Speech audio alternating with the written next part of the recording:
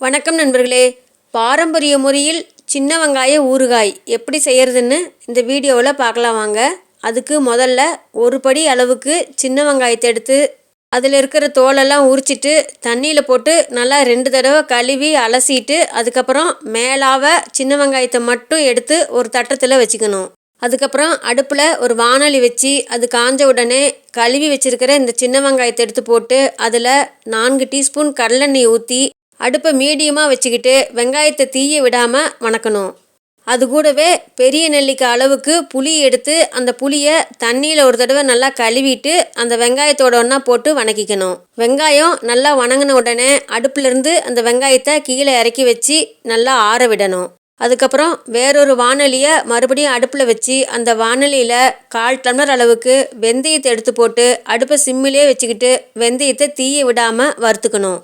வெந்தயம் நல்லா வறுபட்ட உடனே அடுப்புலேருந்து அந்த வெந்தயத்தை கீழே இறக்கி வச்சு நல்லா ஆற விடணும். அந்த வெந்தயம் நல்லா ஆறின பிறகு ஈரமில்லாத ஒரு மிக்சி ஜாரில் அந்த வெந்தயத்தை போட்டு நல்லா நைஸாக பொடி பண்ணிவிட்டு அதுக்கப்புறம் அந்த வெந்தய பவுடரை ஒரு ஈரமில்லாத காற்று புகாத ஒரு டப்பாவில் போட்டு வச்சுக்கலாம்.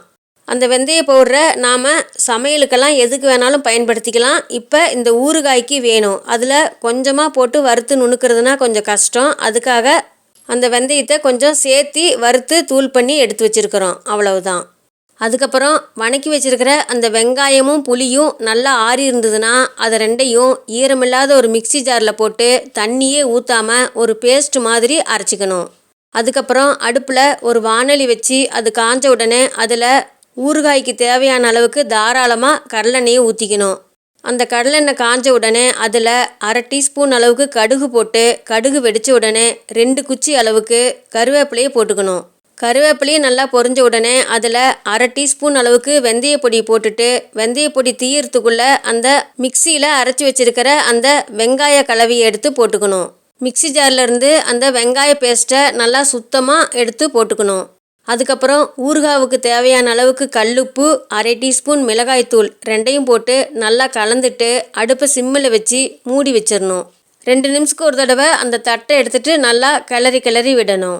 ஊறுகாவில் அந்த வெங்காய கலர் குறைஞ்சி கொஞ்சம் டார்க்காக வரும்போது அதில் 3 டீஸ்பூன் சர்க்கரை அல்லது 3 டீஸ்பூன் வெல்லம் ரெண்டில் எதையோ ஒன்று போட்டு நல்லா கலந்து விட்டுறணும்.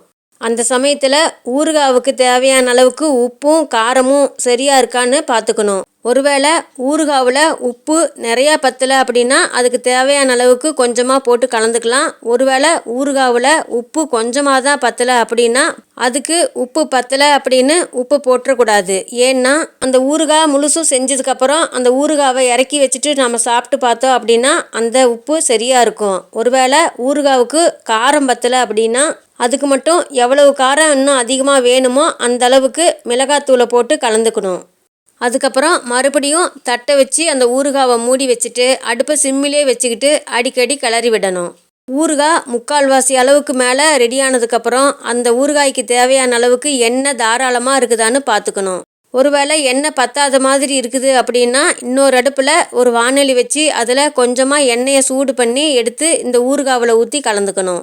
அதுக்கப்புறம் 1/4 டீஸ்பூன் பெருங்காயத்தை எடுத்து அந்த ஊறுகாவில் போட்டு நல்லா கலந்து விட்டுட்டு முன்ன மாதிரியே தட்டை வச்சு மூடி வச்சிடணும். அடிக்கடி கிளறி விடணும். அடுப்பு சிம்மிலே இருக்கட்டும். அதுக்கப்புறம் ஊறுகாவிலேருந்து எண்ணெய் கொஞ்சம் பிரிஞ்சு வர ஆரம்பித்தோடனே ஒரு 2 நிமிஷம் மட்டும் மறுபடியும் அடுப்பில் வச்சுட்டு ஊறுகாவை அடுப்புலேருந்து கீழே இறக்கி வச்சிடணும். ஊறுகாவை அடுப்புலேருந்து கீழே இறக்கி வச்ச பிறகு ஊறுகாவை மூடி வைக்கக்கூடாது. மூடி வச்சோம் அப்படின்னா அந்த தட்டத்தில் ஆவி தண்ணி பட்டு அந்த தண்ணியெலாம் ஊறுகாயில் பட்டுரும். அதுக்கப்புறம் அந்த ஊறுகாவை எடுத்து நாம் பத்திரமா வச்சாலுமே அந்த ஊறுகாய் சீக்கிரமாக கெட்டு போயிடும்.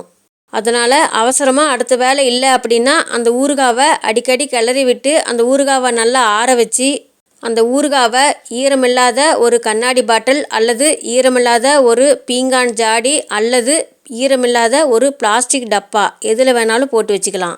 இந்த வெங்காய ஊறுகாவில் எண்ணெய் கம்மியாக ஊற்றி செய்கிறோம் அப்படின்னா அந்த வெங்காய ஊறுகாய் 1 வாரத்துக்கு மட்டும்தான் வெளியில் நல்லாயிருக்கும். அதுக்கு மேலே வெளியில் இருந்தால் கெட்டு போயிடும். அதனால் எண்ணெய் கொஞ்சமாக மட்டும் இருக்கிற அளவுக்கு அந்த ஊறுகாவை செஞ்சுருந்தோம் அப்படின்னா ஒரு 4 நாளைக்கு மட்டும் வெளியில் வச்சுட்டு அதுக்கப்புறம் ஃப்ரிட்ஜில் வச்சுக்கிட்டோம் அப்படின்னா அந்த வெங்காய ஊறுகாய் 1 மாதம் வரைக்கும் கூட கெடாமல் இருக்கும். ஒருவேளை அந்த ஊறுகாவுக்கு எண்ணெய் தாராளமாக ஊற்றி, அதாவது அந்த ஊறுகாவுக்கு மேலே நிற்கிற அளவுக்கு எண்ணெய் ஊற்றி செய்கிறோம் அப்படின்னா ஊறுகாய் வெளியிலேயே ஒரு 20 நாளைக்கு மேலே நல்லாயிருக்கும். இந்த ஊறுகாவுக்கு இந்த வீடியோவில் நான் கடலெண்ணெயில் சொல்லியிருக்கிறேன். அவங்கவுங்க விருப்பப்படி ஒருவேளை நல்லெண்ணெயில் செய்கிறனாலும் செஞ்சுக்கலாம். பாரம்பரியமான முறையில் செய்கிற இந்த வெங்காய ஊறுகாய் இட்லி, தோசை, தயிர் சாதம், எலுமிச்சம்பழம் சாதம் மாதிரி ஏதாவது வெரைட்டி சாதங்கள் எல்லாத்துக்குமே நல்லாயிருக்கும். இன்னும் வெறும் சாதத்துக்கு இந்த வெங்காய ஊறுகாவை போட்டு பெனஞ்சி சாப்பிட்டோம்னாலும் நல்லாயிருக்கும்.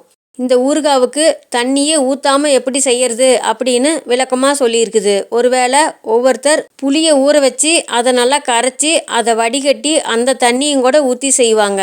அந்த மாதிரி செய்கிறோம் அப்படின்னா அந்த ஊறுகாய் சீக்கிரமாக கெட்டு போகிறதுக்கு வாய்ப்பு இருக்குது.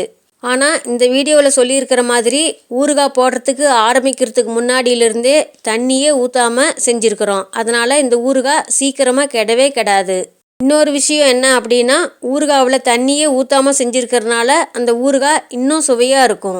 இந்த வெங்காய ஊறுகாவை அடுப்புலேருந்து இறக்குன உடனே பார்த்தோம் அப்படின்னா கொஞ்சம் கலர் கம்மியாக தான் இருக்கும். அந்த வெங்காயம் அந்த இனிப்போட ஒன்றா எல்லாம் ஊறும்போது இன்னும் கொஞ்சம் டார்க் கலரில் வந்துடும். இதுபோல் பாரம்பரியமான முறையில் செய்கிற இந்த வெங்காய ஊறுகாவை நீங்களும் செஞ்சு சாப்பிட்டு பார்த்துட்டு எப்படி இருந்ததுன்னு கமெண்ட்டில் சொல்லுங்கள். இந்த வீடியோ பிடிச்சிருந்தா நம்ம சேனலை இது வரைக்கும் சப்ஸ்கிரைப் பண்ணாதவங்க சப்ஸ்கிரைப் பண்ணிவிட்டு அதுக்கு பக்கத்தில் இருக்கிற பெல் பட்டனையும் அழுத்திக்கோங்க. அப்போ தான் நாம் போடுற வீடியோக்கள் அடுத்தடுத்து உங்களுக்கு நோட்டிஃபிகேஷனாக வந்து காமிக்கும். இந்த வீடியோ உங்களுக்கு பிடிச்சிருந்தா உங்களுக்கு தெரிஞ்சவங்களுக்கு ஷேர் பண்ணுங்கள், லைக் பண்ணுங்கள், கமெண்ட் பண்ணுங்கள். மீண்டும் அடுத்த வீடியோவில் சந்திப்போம் நண்பர்களே.